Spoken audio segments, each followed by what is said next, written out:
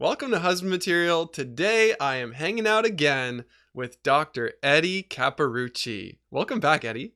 Hey, thank you for having me again, Drew. I've always enjoyed our time together. You never know where we're going to go with our conversations, and it's always, I hope most, most importantly, though, that it is something that's inspiring to people, that is educational for people, that it makes a difference in their lives. Absolutely. You've been on the show many times, yet we've almost always talked about individual healing. Mm. Today, we're going to talk about healing as a couple. Specifically, what do I do with my hurting spouse, especially when my inner child gets triggered? Yes, very, very important subject. I am of the belief through what I've seen and in talking to my peers and people like you that, it is easier for a man to learn how to be sober than it is to be able to help their partner grieve. And this is the hill that I see many men die on because they just can't get it right. So hopefully today we're going to be walking them through different rules of engagement that will help them to make it somewhat better. Yes, this is going to be extremely practical. Before we get into the rules of engagement and the steps that you can take toward being a safer, more trustworthy, more empathetic man, Eddie, what is really happening with the partners of men who are outgrowing porn? They are devastated. They are broken. They are going through an emotional and mental anguish like they've never experienced in their life. And basically what we refer to it as is betrayal trauma. And because what's going on is, again, in many cases, here we have individuals, and we'll stick with, because you and I work with men. So we're going to stick with the fact that, the betrayers of man, those who've been betrayed are women, but we know that it works the other way also. But just to make it easier for everybody else. But, these women are dealing, as I said before, with this emotional distress and pain unlike anything they've ever felt before. And in many cases, not knowing what do I do with this. And a lot of it is all based on what is going on in their brain. And the fact of the matter is, we go back to the limbic system, which I'm sure a lot of the people who will be listening to this understand, but in case they don't, limbic system, that's the housing unit for our emotional being, well-being, and also our pain. And we go drill down into that limbic system, we find the amygdala. And I think of the amygdala as like that thermostat that regulates our emotional pain and our emotional pleasure. Well, for these women, that amygdala is broken. And therefore, their emotional pain is skyrocketing, and they don't know how to regulate that. And that's why, as I say to my guys when they first come to me, is she have a barrel of rocks, and she's going to be throwing them at you, and you're going to have to just start to take these rocks as they come on, as long as they're not literal rocks, okay, and be able to deal with that. But no, they are hurting in a way that, like I said, they've never experienced before. It's not that they want to feel this. It's not, they just don't know how to manage it and deal with it. And even through all the work they may do with a counselor, it takes time to heal. And, people put time frames on it anywhere from 18 months to, 3 years. But you know what? Everybody's different. Everybody's different. And you also have to factor in, what? It's not just this pain, not just this betrayal, but did they have betrayals in the past also? So therefore now maybe those two worlds are blending together. And as what my wife in working with betrayed partners, she had to pull those worlds apart Hmm. and let's put that pain back here where it belongs, and let's focus on this. Yeah, Dr. Sherry Keffer calls it trauma squared Yeah, because there's the trauma of what's happening in the present with my partner who is using porn, or he's not using porn, but he was. And so I'm dealing with all of the emotions of right. trying to deal with that, plus trauma from the past that might be triggered by what's happening right now. He exacerbates it. Exacerbate what's going on today. For example, there might be a woman whose father struggled with pornography, or maybe he left the family when Hmm. she was young. Right. Or maybe they were married once before and that husband was unfaithful. Yeah. Okay. And now remarried and I'm dealing with the same circumstance once again. And this is not to say that it's her problem. No, not at all. It is definitely not her problem. What we're saying is that it makes the current problem more difficult to manage. Yeah, it has nothing to do. So you guys out there, if you're thinking, oh, that's cute, you have your past trauma, and that's what no, sorry. Toss that in the trash can. That is not correct. It has nothing to do with it. All we're saying is that it could take a bad situation and it can make it worse. That's all. So when you are in the situation where your girlfriend, fiance, or wife is throwing rocks at you, she's hurting and she's turning towards you in this hurt, um, what can we actually do to help her? You know what, Drew? One thing I think is really important before we start going into these different things that we're going to talk about is men need to understand that when their significant other is, I call it grieving. Okay, it doesn't look like grieving, but that's what it is. It's grieving. When they're grieving, they're actually healing. They're actually healing. And that's very important to understand because if you start to shut down that grieving process by either getting very aggressive or withdrawing from them, what you've done is you just kicked the can down the road and you haven't helped the healing process at all. So you're saying they actually need to throw the rocks. They need to throw the rocks. Yes, absolutely. They need to throw the rocks. To express anger. And frustration and sense of, feeling that I'm not good enough, I'm inadequate. Yeah, how could you do this to us? Remember, one of the biggest things that they're dealing with is this idea of the world I thought I lived in didn't exist. Right. My world is a facade. It's a facade. And then what they do is they start going back over the different parts of their relationship and start to match it up with what was going on with betrayal. And they start saying, oh my God, I had a baby and you went home and watched pornography and masturbated that night? How could you do something like that? So see, that's the thing is the reality, they don't know what is reality anymore. Yeah. It's like the Matrix. Joe, I have to tell you, Drew, I never quite thought of it as the Matrix, but I could understand where you're coming from.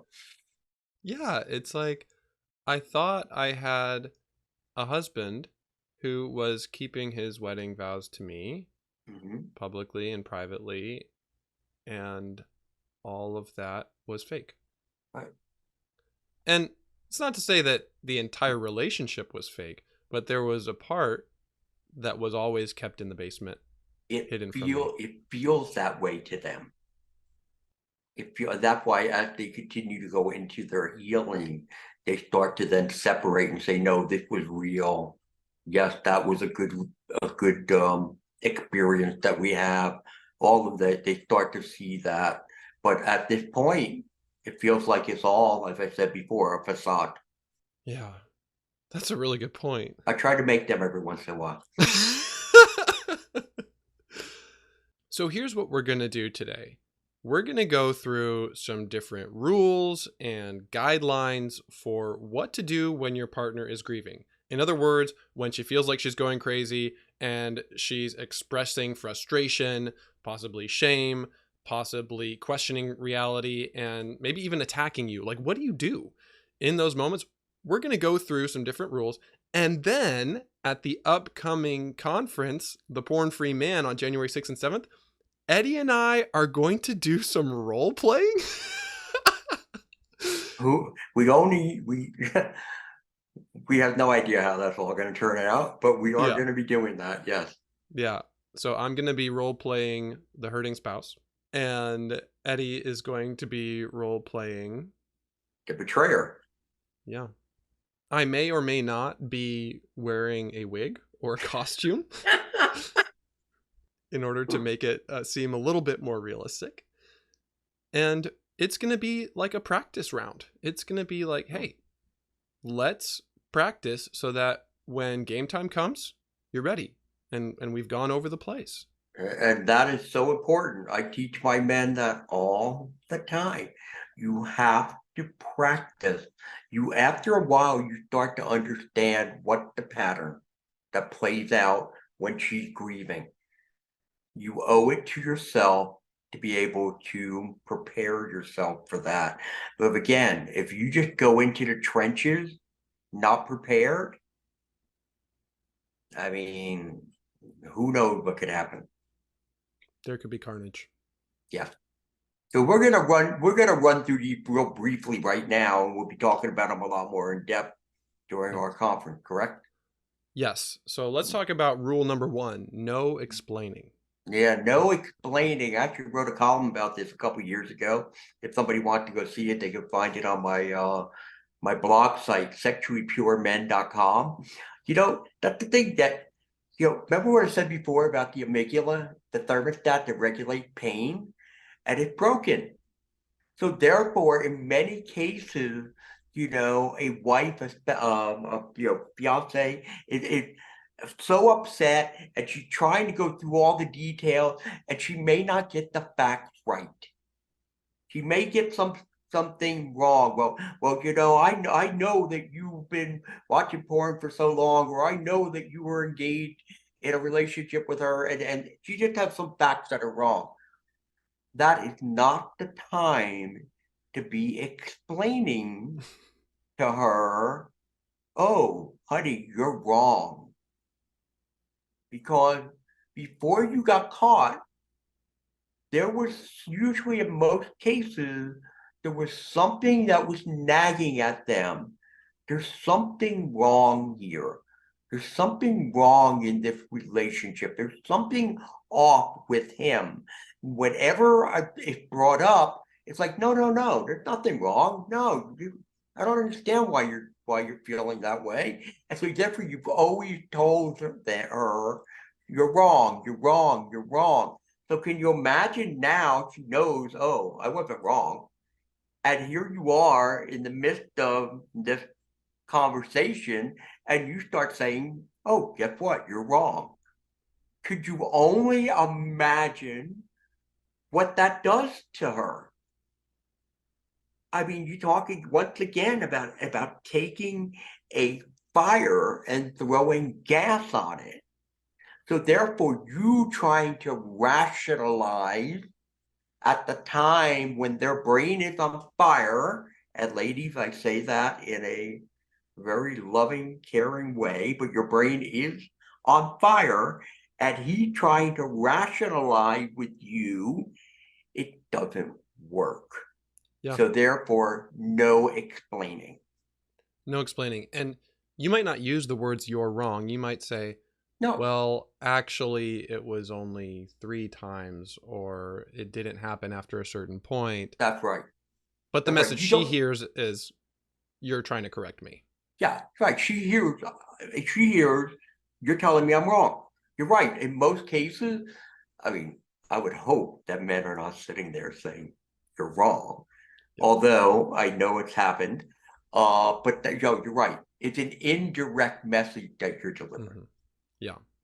Yeah. So whenever we try to jump in and make a slight correction, even if it's out of a good intention to help her get the facts straight, maybe you're wanting to help her like actually see it clearly. Yeah. Um, but it's not helpful. So that's why rule number 1 is no explaining. And rule number 2 is no surprises. No surprises. I've seen this thing come back and bite people constantly.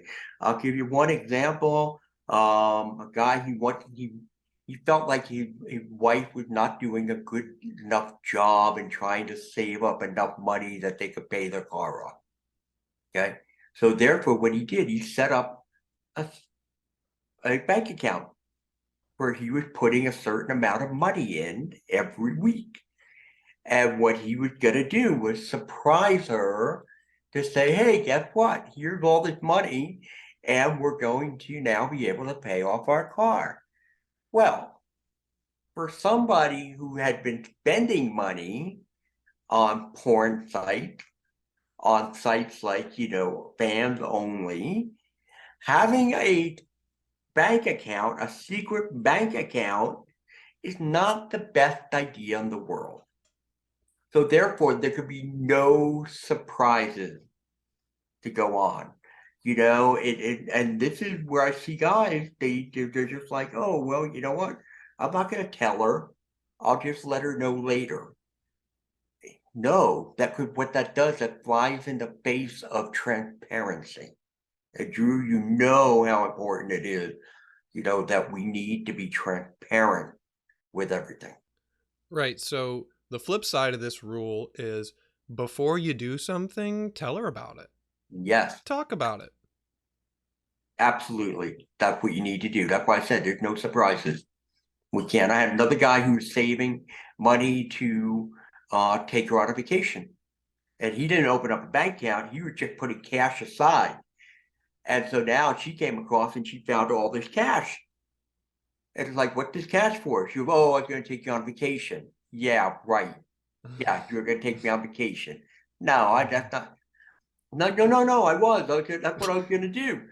And Yeah. and no matter how much again you try to explain, what it is that you have created another threat. Mm-hmm. And remember, part of what we're trying to do here is we're trying to eliminate threat or at least diminish threat. We don't want to be creating threats. Yeah. And as we're talking about this, I'm wondering if someone listening might feel shame that, oh my gosh, I've been breaking these rules. I've been doing everything wrong. I want to respond to you and say, hey, we're all learners here. And we've all done it wrong. Mm-hmm. We've all not been as connected, compassionate, curious, and trustworthy as we need to be as husbands. So One of the key things that I believe that drive the addictive process is our inability to sit with emotional distress or emotional discomfort. Right? Well, guess what? We're now here dealing with more emotional distress than we probably ever have in our entire life. So yeah, we're not going to get it right all the time. And that's why I came up with this list so that, and these are things that people need to understand so they don't keep making the same mistakes over and over again. you were talking about how a man might save up some money to take her on vacation. Um, when your spouse is questioning you and you really didn't do anything wrong, rule number 3 is really important. Validation, not defensiveness. Right. See, again, we go back to the idea of there's a time and place for everything. Okay. When she's in that place where the amygdala is broken, okay, and she just, venting away, that is not the time for you to be sitting there and trying to, again, go back to explaining. However, And that explaining can be defensive. I become defensive. I'm trying to set the record straight. No, first and foremost is this: you have to validate. Mm-hmm. You have to validate. I could understand. Okay, once again, you know what? I bet you probably been with 30 different women. You know, been with like 4, been with 30 different women. You know, I could fully understand why you would be confused by all of this stuff. In fact, I take out the word confused. I could understand why you would be saying things like that. The way you had to drag everything out of me, when I'm trying to disclose, you know, it was like a hodgepodge. It was all over the place. And I'm so sorry for putting you in that position. Now, if depending on where she's at, after you validate, then what you can do is say, can I tell you what the truth is? Now you might hear, I don't want to hear your truth. You don't even know what the truth is. You never tell me the truth. You're nothing but a damn liar. You're always gonna be a liar, blah, blah, blah. Then you come to understand that is not a good time to try to tell her the truth. So dad says, okay, I get it. Or she might say, well, what is your truth? So the truth is that number is far excessive. Okay, but yet, now back to validation. Even one was one too many. Even one was one too many. But yet, I still think you need to be able to, that you need to understand what is the true scope of what's going on.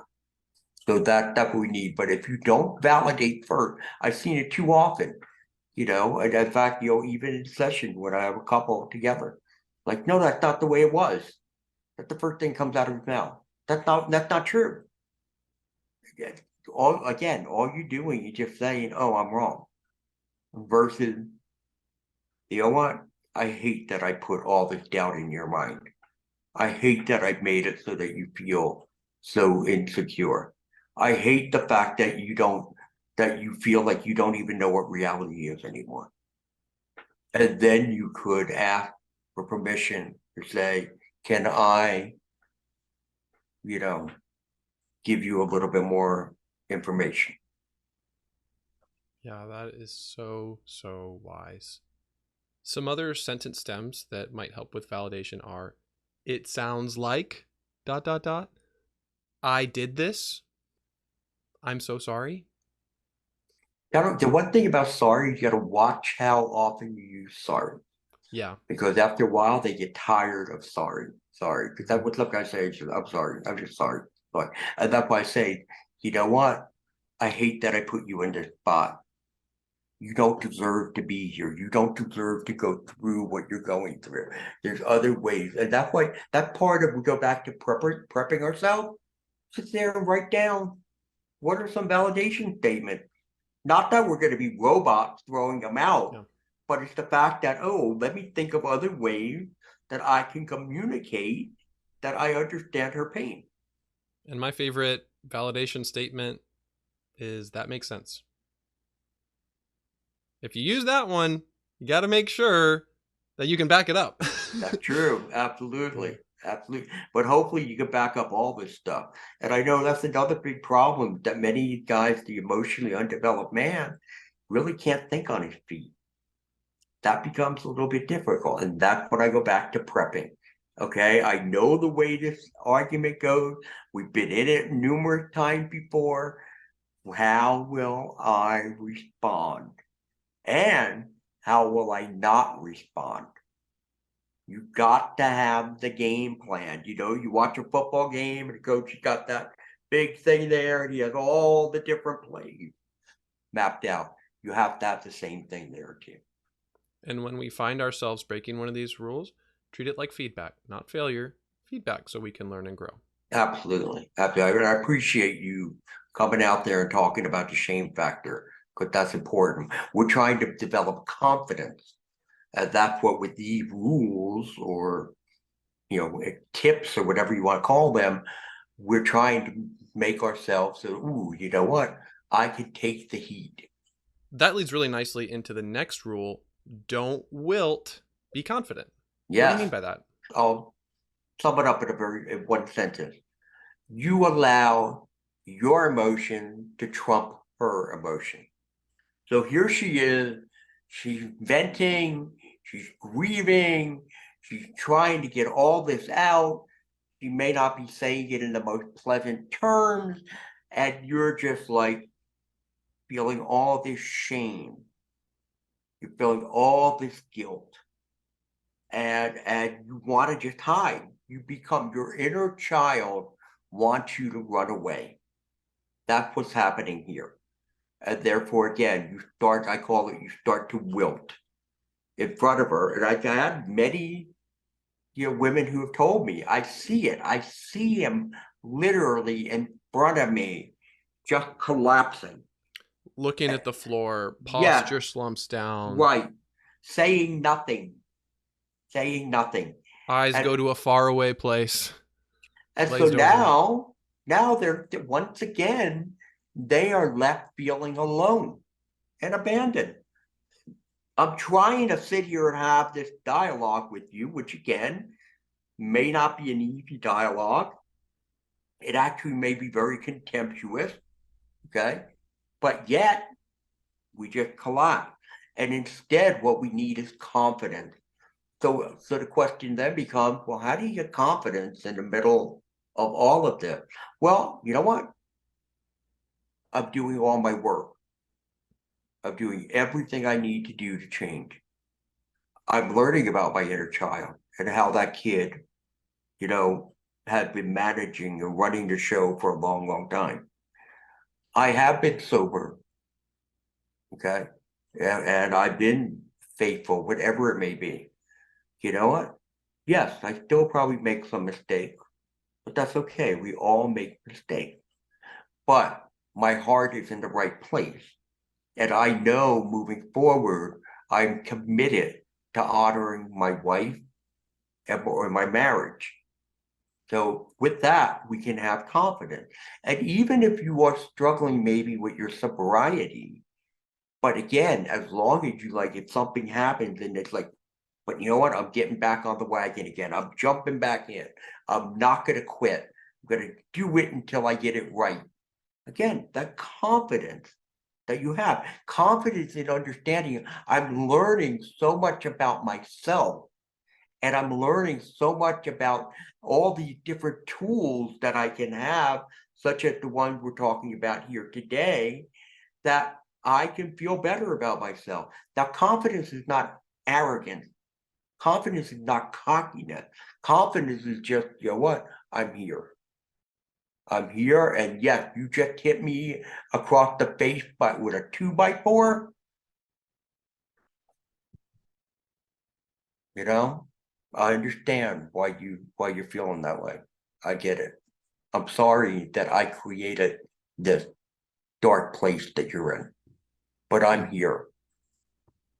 Another really helpful reframe so that we can be confident is her reaction has nothing to do with who I am. Her reaction has to do with what I've done. Her reaction has to do with what has happened to her. But it doesn't say anything about who I am. I am Yes, God's beloved son. right, In me, he is well pleased. Period. That's who I am.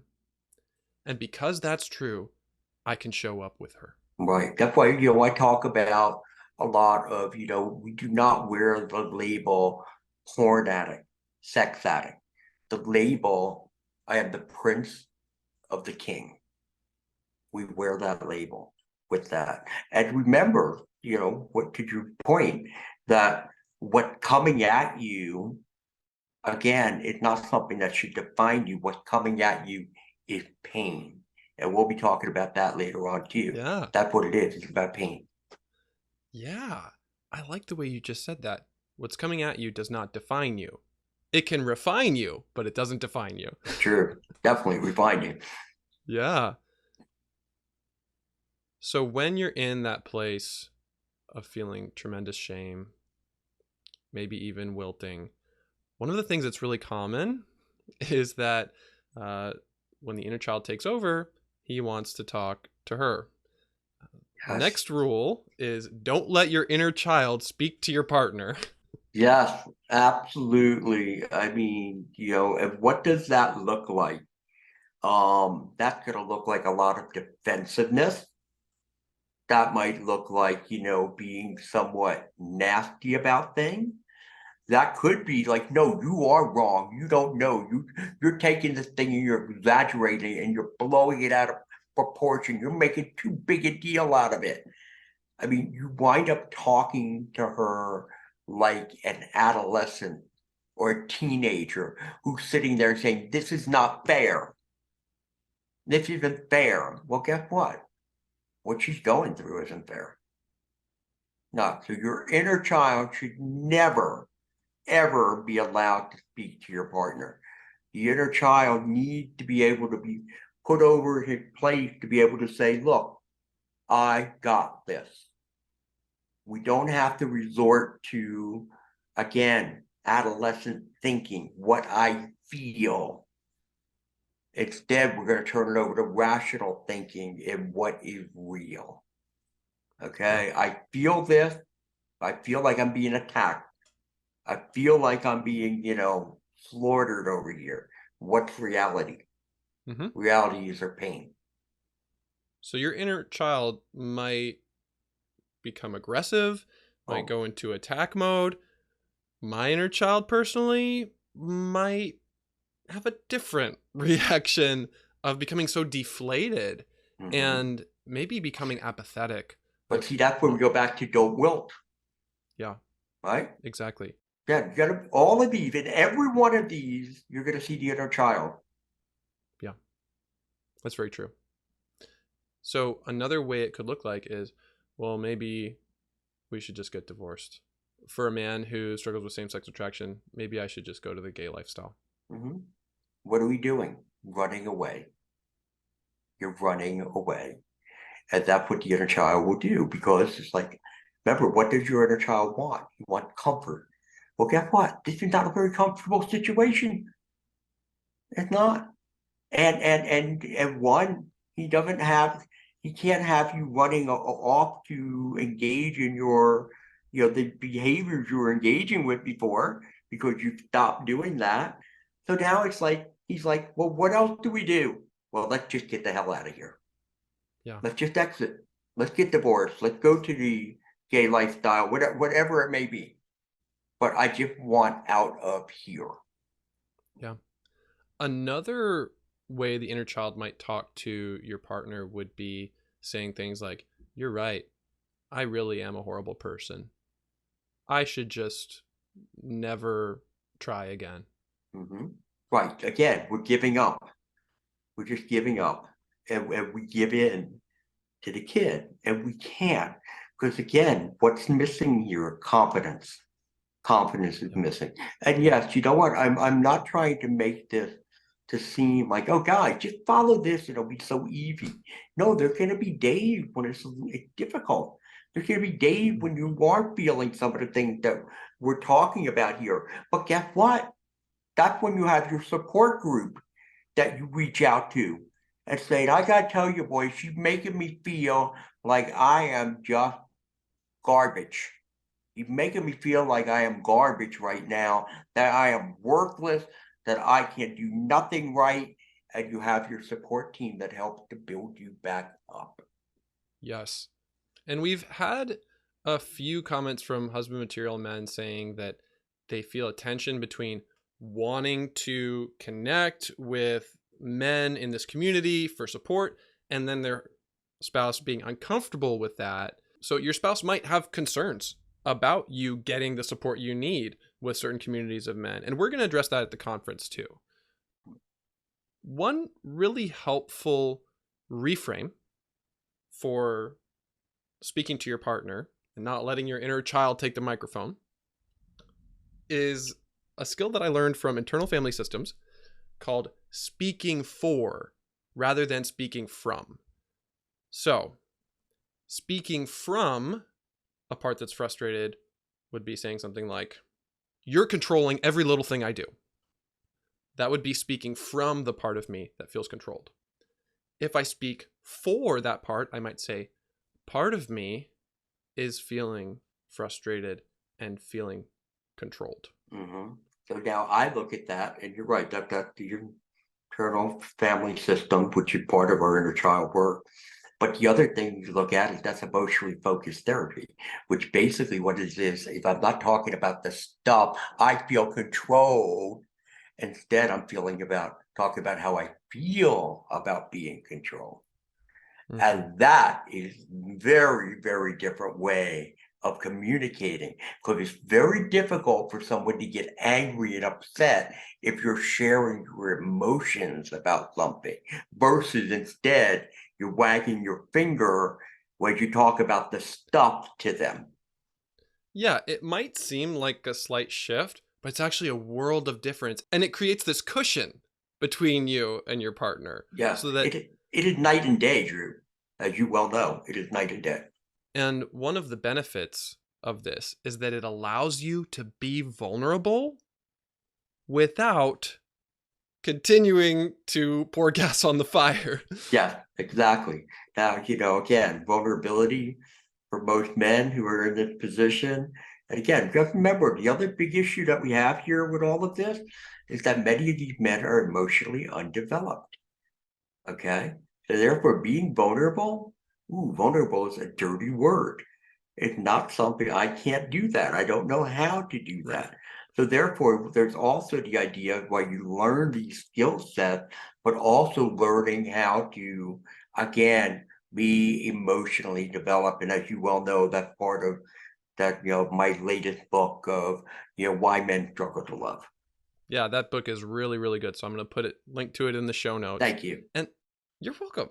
Some of you guys might be feeling like, well, I want to be vulnerable with her, but every time I do, it makes it worse. Or every time I'm vulnerable with her, I just hurt her more, or she hurts me more. Using some of these skills from IFS and EFT, and what we're going to be talking about at the conference, will allow you to be vulnerable and safer at the same time. Yeah. And you know what you're really talking about there, Drew, with all that? Fear. It's the fear. And you got to learn how to hold on to that fear and move forward despite the fear. No, you may not get it right.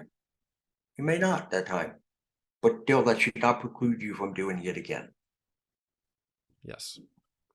We are becoming emotionally developed in ways that we didn't when we were little boys. Mm. And when we do, we can follow rule number 6, see her pain. Yeah, this is a big one. This is a huge rule. And the reason being is because what we basically see, remember, the amygdala is broken, her brain is on fire. So what do we see? We see hostility. It's hostility that we see. We see anger. We see contempt. We see just rage. There's sometimes we see what some people would say we see crazy. That's what we see. And that's extremely frightening, especially for somebody who doesn't know how to sit with emotional pain and discomfort. So what are we going to do? We're either going to get aggressive to try to shut it down. We're going to withdraw to try to shut it down. We're going to try to minimize it to shut it down. But what the key? The kid is saying, shut this down. If you, as you've been using the word, reframe, I'm not looking at hostility. What I'm seeing is the depth of her pain and her anguish. And if you stay there, and again, not always easy to stay there when somebody's sitting there and saying, you're just a little blankety blank, blank, blank, blank, blank, blank. Pain. Versus, how could she talk to me like that? That's not good.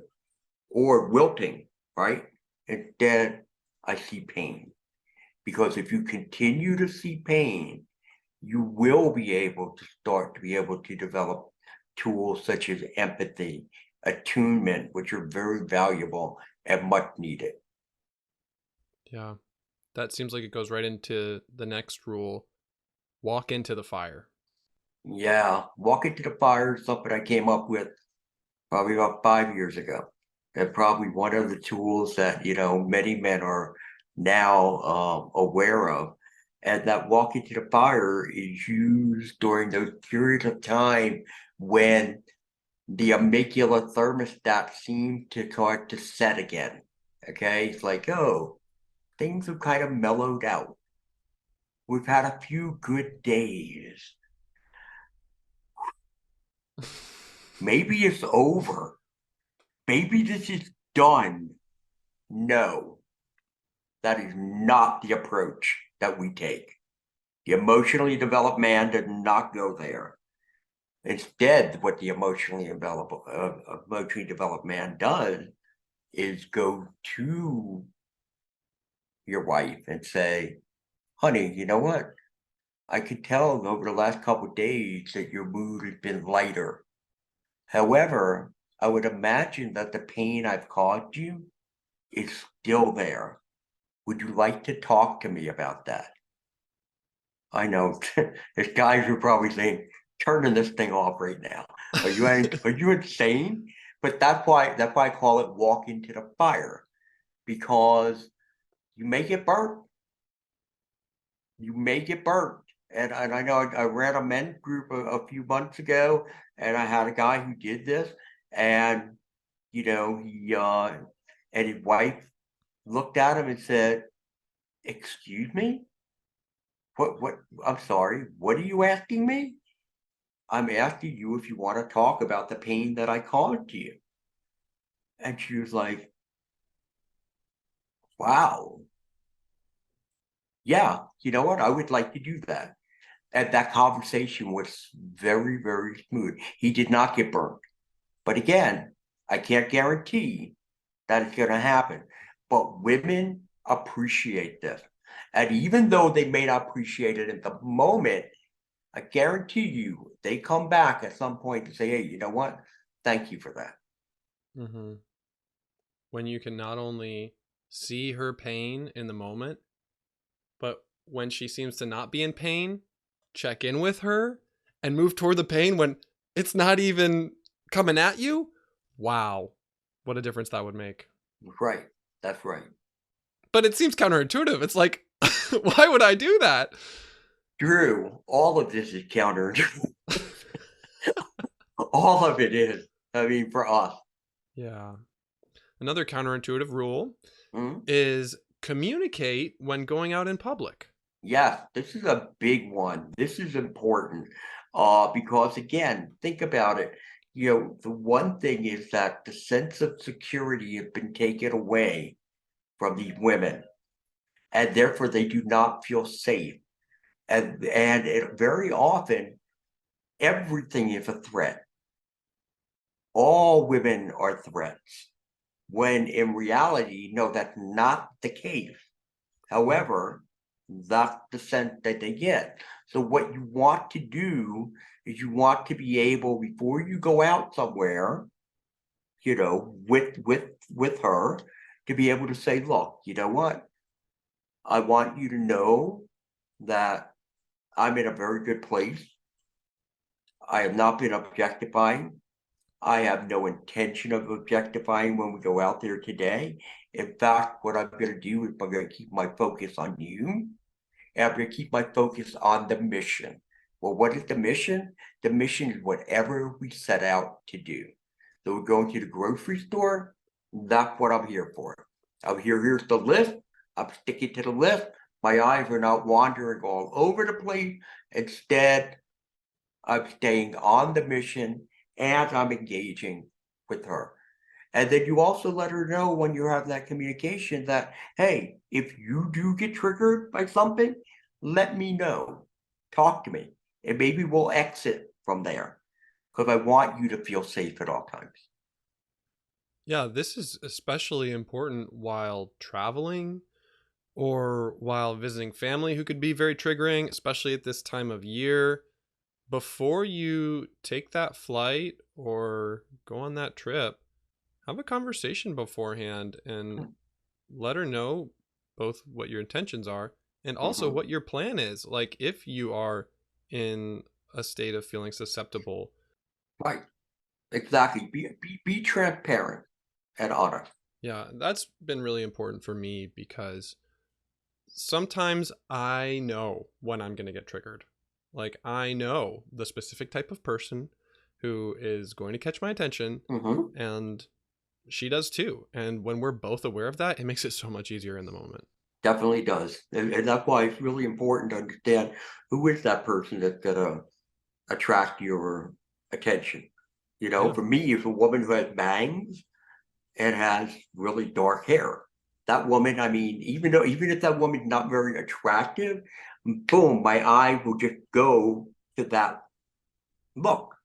Right. And then I'll be able to say, "Oh, okay, turn Yeah. away, turn away."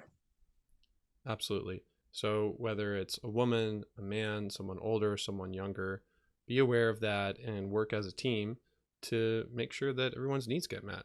That's right. And when they don't, and when things go wrong, rule number 9 is really important. Own your impact. Not just your intentions, own your impact. Yeah, you are absolutely correct because how many men use the excuse of, "Oh, but that wasn't my intention. That wasn't what I was thinking. I was going to do X. I was going to do Y." Well, that's not what you did. And so therefore your intention, it's not about your intention, it's about your action. And we see a lot of this in the area of like recovery work. Okay. She's expecting certain things to happen from a recovery standpoint.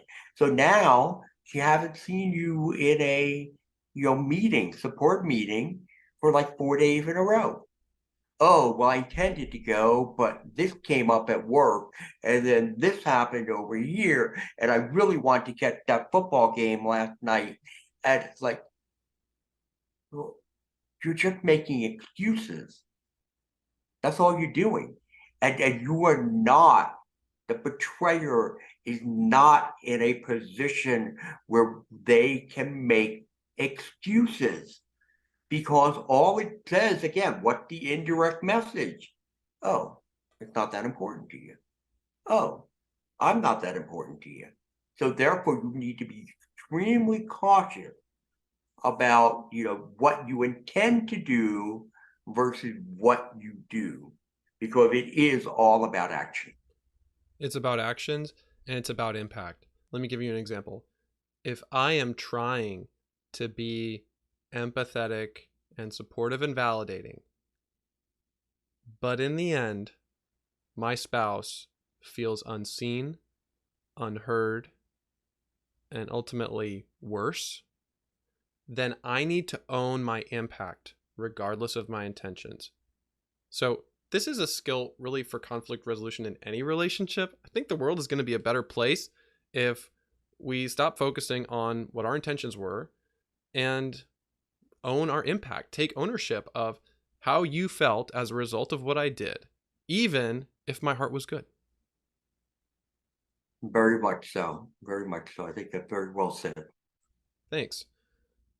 Here's an example of what it might sound like.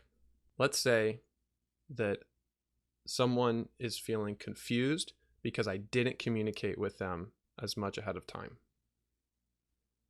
I can say, hey, it sounds like you're feeling confused. And I realized that I caused that. Even though I didn't intend to, I didn't communicate with you enough. And that's on me. Yeah, that's owning it. Right. That's owning it. So own your impact, not just your intentions. And our last rule, number 10, is prepare yourself every morning. Right. We started talking a little bit about this before. Because preparation, I can't wait to get in the trenches to be ready to deal with these issues in the right way, in a healthy way. So therefore, every morning you wake up and it's like, okay, you know what? I don't know what today is going to bring, I don't know if it's going to be a good day. I don't know whether it's going to be a bad day. However, I'm prepared. And I'm prepared because one, I'm going to see her pain. I'm prepared because two, I felt confident about what's going on. I'm not going to do any explanations here with her. I'm going to keep the lines of communication open. Okay. I'm going to make sure that I am focused on honoring my wife, honoring my marriage, and honoring God. So therefore, I set out to do the right thing always. And you may need to tell yourself that 2-3 times during the course of the day, maybe even, 8 times during the course of the day. But as long as you continue to do that, how am I going to react when she is now, the amygdala is broken again? Okay, I'm going to see her pain, right? I'm going to validate her. I'm not going to be defensive. I'm not going to explain things. And that's where I'm going to be as I move forward. Okay. So guys, now you have a little bit of a playbook here. Some strategies you can use the next time your partner is grieving and hurting and throwing rocks at you. Eddie, what is your favorite thing about seeing men learn these skills? I think the thing that excites me the most is watching the evolution of these boy-like men becoming real men. Okay, they are 14-year-olds walking around in male bodies, grown bodies, and to watch them now develop, where they learn how to be empathetic, they learn to validate, they learn to attune, they learn to trust, they learn how to be vulnerable. They learn how to see that pain versus getting defensive about things. And again, you watch all of that, manifest the transformation that takes place. It is just heartwarming for me. Yes, it's amazing. And we are going to actually practice this stuff in real time at the start of the year at the Porn Free Man Conference. Eddie will be leading our session on how do I deal with my hurting spouse. And as we said before, this will be very dynamic. It'll be role playing. You won't want to miss this. And I don't know. I may want to miss it. I don't know what it's going to look like. I have no idea what this is going to take us. Yeah, it's going to be an adventure, and it's going to be very interactive. So you guys who attend are going to get a chance to practice responding and submitting your responses to what your partner might be doing. And Eddie is going to give you a grade. He's going to give you some feedback on how you're doing. That's right. I can't wait to do that. I used to be a college professor also, so I have experience in this. So I'm looking forward to getting back into that teaching mode again. Yeah, it's going to be fun, and it's going to be powerful. So you can register for this at thepornfreeman.com. And always remember, you are God's beloved son. In you, he is well pleased.